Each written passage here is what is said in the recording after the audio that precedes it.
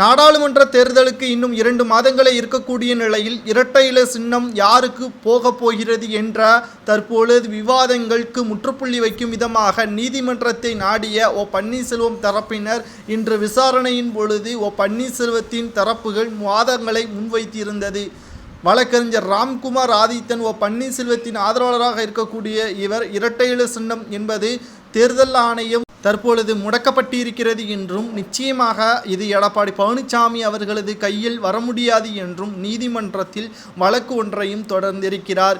இந்த வழக்கிற்கு எதிராக எடப்பாடி பழனிசாமி அவர்கள் தொடர்ந்த வழக்கு தான் இன்று நீதிமன்றத்திற்கு வந்திருக்கிறது. இரட்டை இலை சின்னம் தொடர்பாக பன்னீர்செல்வத்தின் ஆதரவாளர் புகழேந்தி தாக்கல் செய்த மனு டெல்லி உயர்நீதிமன்றத்தில் விசாரணைக்கு வந்தபொழுது நிச்சயமாக இரட்டை இலை சின்னம் யாருக்கு பெரும்பான்மை இருக்கிறதோ அவர்களுக்குத்தான் செல்லும் என்று நீதிமன்றம் கூற வேண்டும் என்று எடப்பாடி பழனிசாமியின் ஆதரவாளர்கள் வாதங்களை முன்வைத்திருந்தனர்.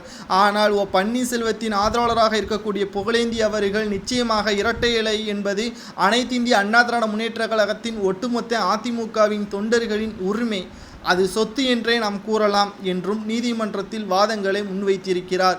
இந்த நிலையில்தான் இரட்டை இலை சின்னத்தை எடப்பாடி பழனிசாமி அவர்கள் பறித்துவிட்டார் என்றும் அதை சட்டப்படி மீட்டெடுப்பதற்காகத்தான் நாங்கள் போராட்டத்தை முன்வைத்திருக்கிறோம் என்றும் சட்டமன்ற தேர்தலும் சரி இடைத்தேர்தலும் சரி தேர்தல் ஆணையமானது இரட்டை இலை சின்னம் என்பது பன்னீர்செல்வம் அவர்களுக்கும் சொந்தம் என்பதை தேர்தல் ஆணையம் வெளியிட்டுள்ள அறிவிப்பையும் அறிக்கையையும் நீதிமன்றத்தில் காண்பித்தார் புகழேந்தி அவர்கள்.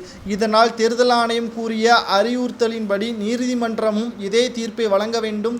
ஆகையால் பிஃபார்மில் பன்னீர்செல்வம் அதாவது ஒருங்கிணைப்பாளராக இருக்கக்கூடிய பன்னீர்செல்வம் அவர்கள் வெளியிடக்கூடிய அறிவிப்பையும் வேட்பாளரையும் இறுதி பட்டியலில் தயார் செய்ய வேண்டும் என்றும் நீதிமன்றம் இதையே தீர்ப்பாக வழங்க வேண்டும் என்றும் பன்னீர்செல்வத்தின் வழக்கறிஞர் ராம்குமார் ஆதித்தன் தனது வாதத்தை முடிவடைத்தார். இந்த நிலையில்தான் இந்த தீர்ப்பு நாளை நடைபெறும் என்று ஒத்திவைப்பு செய்த டெல்லி நீதிமன்ற தலைமை நீதிபதிகள் இரு அவைகளை கொண்ட நீதிபதிகள் தற்பொழுது நாளை இந்த விசாரணையின் இறுதி முடிவு பன்னீர்செல்வத்திற்கு சாதகமாக அமையும் என்றும் அனைத்து இந்திய அண்ணா திராவிட முன்னேற்ற கழகத்தின் தொண்டர்கள் யார் பக்கம் இருக்கிறார்கள், நிர்வாகிகளை தவிர தொண்டர்கள் யார் பக்கம் இருக்கிறார்கள் என்பதுதான் மிகப்பெரிய ஒரு கேள்வியாக அமைந்திருக்கிறது. ஒட்டுமொத்தமாக அண்ணா திராவிட முன்னேற்ற கழகத்தை உருவாக்கிய புரட்சித் தலைவர் எம்ஜிஆர் அவர்களை தொடர்ந்து புரட்சித் தலைவர் ஜெயலலிதா அவர்கள் வழியில் பன்னீர்செல்வம் தான் திருட்டு திராவிட முன்னேற்ற கழகத்தை போல் எடப்பாடி பழனிசாமி அவர்கள் இந்த அதிமுகவை கைப்பற்றிவிடலாம் என்று நினைக்கிறார். அது ஒருபோதும் நடக்காது என்பதை புகழேந்தி அவர்களின் ஆதரவாளரும் வழக்கறிஞருமான ராம்குமார் ஆதித்தன் அவர்கள் நீதிமன்றத்தில் கூறியுள்ளார். இந்த வழக்கு நாளை பன்னீர்செல்வத்திற்கு சாதகமாக வரும் என்றும் கூறியுள்ளார்.